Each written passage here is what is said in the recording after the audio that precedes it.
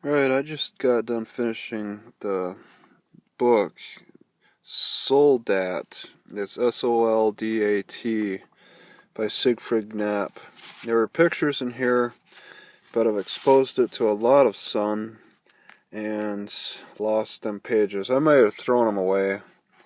Live in my car and I don't want to carry too much stuff when I don't need to. If I already finished the pages, then it's all done. But you can look them up. You'll find those same pictures on the internet if you look up Siegfried Knappe. This book was written in about 1992. It's chronicles from 1936 to about 1948 or 9 of his journey as a SS. Well, he wasn't really a part of the Nazi party. He was a German soldier.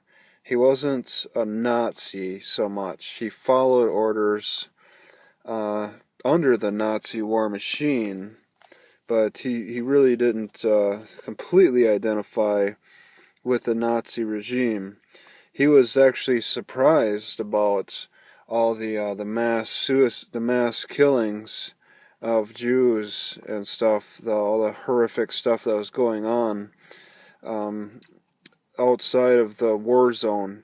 His only experience was in the war zone, and that's all he knew. He fought on the Russian front, uh, the French front, a little bit into the Italy front. He was moved around quite a bit, and he wasn't just like any other soldier. This soldat means private. All right, so they had a little glossary in the beginning. You could look that up. He was no soldat. He was not just a regular soldier. He was an officer who rose up in rank pretty quickly. He did really good in school. Like he was placed 20th out of like 500 students or something like that. He was really successful, and he was a leader, and that put him into positions of safety more than any. He would have been dead a long time ago as a soldier, but he was more directing them so that he needed to be protected more.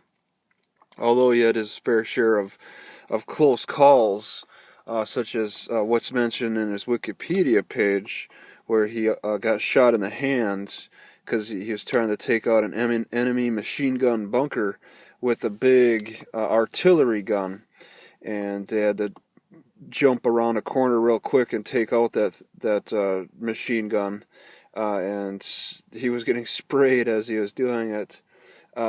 He operated in artillery units that was powered by horses in World War II. They still had a huge horse units that carried around those big guns, and he learned how to care for horses. He spent a lot of time in his military training caring for them and having his favorite ones that were eventually blown up one day after he had them for a few years. He wanted to be a mechanized soldier, but that's just not what was given to him. And that's possibly the slower pace of the horse falling behind the mechanized units could have been what also kept him as safe as well. He wasn't exactly at the front line a lot of times. He was artillery. And although artillery tends to get shot at more, I think possibly he escaped quite a few very life-threatening situations. He mentioned about 4 or 5 situations where he was in trouble. Like there was a bombing, and he almost got hit. The guy next to him died, but he survived.